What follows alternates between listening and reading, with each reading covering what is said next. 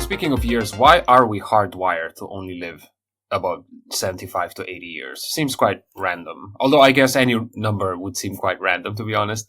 But you mentioned whales, for example. I just read that they recently found a Greenland shark who was 400 years old, through 392 years old. Hardly fair, isn't it?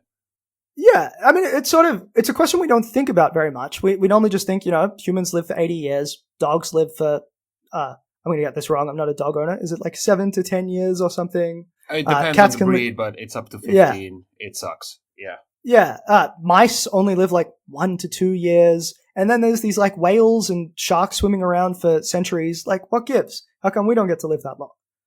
Essentially, what it comes down to is an evolutionary trade-off between how quickly animals of a species can start reproducing and how likely they are to be killed by their environment.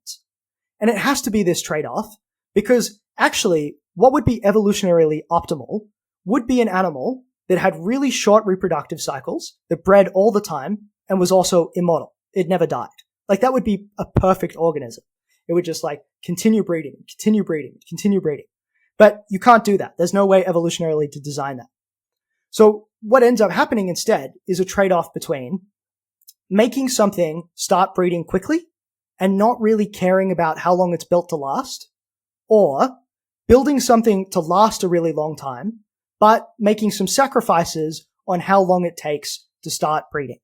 And this essentially comes down at a genetic level to choices that are made with individual genes and individual variants of genes that affect a whole bunch of different things. And you have to calibrate them, I say you, but evolution calibrates them either a bit more towards living longer or a bit more towards shorter reproduction.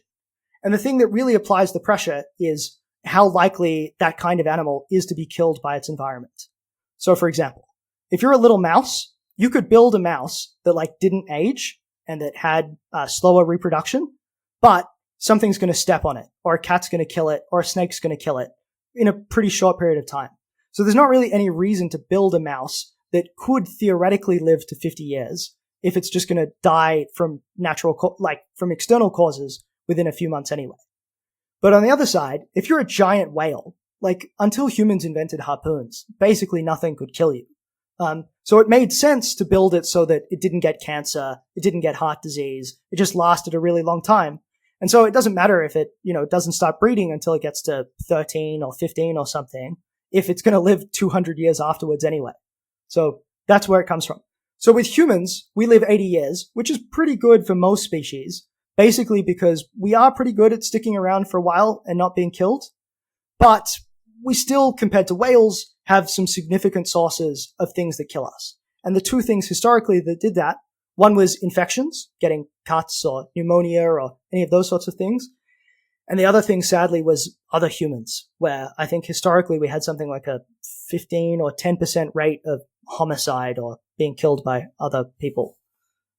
So yeah, that's why we live 80 years. Yeah, it's fascinating how it's all a matter of perspective. Like you said, when I was 19, I was like, 80 years, what am I going to do with all this time?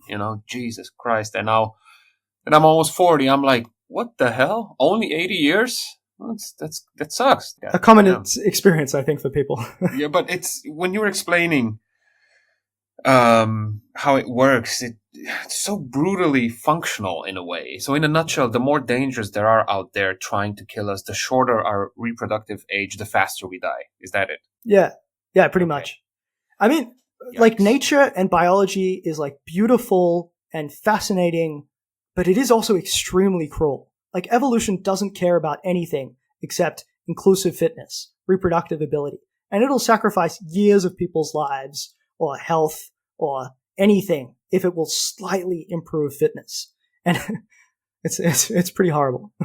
I watched an interview you did for another podcast discussing your book, and most of the comments underneath basically kind of coalesced around the same idea. And there was people saying, by the love of God, I don't want to go to work for 200 years more, and I just want to live a better, not a longer life. But I guess those two aren't mutually exclusive necessarily. However, there seems to be the idea that people want to live in a much better world first before we begin talking about living drastically longer lives. Yeah, it seems a little odd depending on how you ask the question. You get different answers from people. And I even am not entirely sure how to square this all together yet. So I have heard comments like that. But what's a bit odd is if you also ask people, how satisfied are you with your life? Or is your life worth living? Most people, at least in developed countries, actually say, yes, my life is worth living. I think out of a score of 1 to 10, where 1 is not good at all and 10 is the best, people in Europe and the US and Australia typically give something like a 7 out of 10. That doesn't mean everyone. Some people, sadly, don't have great lives for all sorts of psychological, medical, social reasons. But the typical person does say and does think that they have a good life. So even if all we could offer people was a continuation of their current existence, but for longer, I think many people would quite like to take that up. But that being said, also, I agree with them when they say, we should be working on producing a better world and like focusing on that. I just don't think they're exclusive. Like in the same way that we should be trying to ensure that wealth is distributed to more and more people instead of captured by an elite. In the same way, we should be trying to cure diseases that are still afflicting people. We should be doing all of those things at the same time as improving living standards and improving working standards for people. I don't think you have to choose one or the other. Please subscribe to the podcast on YouTube, follow on Spotify and Apple Podcasts. I've been told I have to say that, otherwise nothing happens. Weird. Also, if you feel like it, support me on Patreon. This is a one-person pod. I do everything myself. There's no team behind me, so please feel free to hop on Patreon and find smart cookies on there. And then last but certainly not least, I have to thank my existing patrons.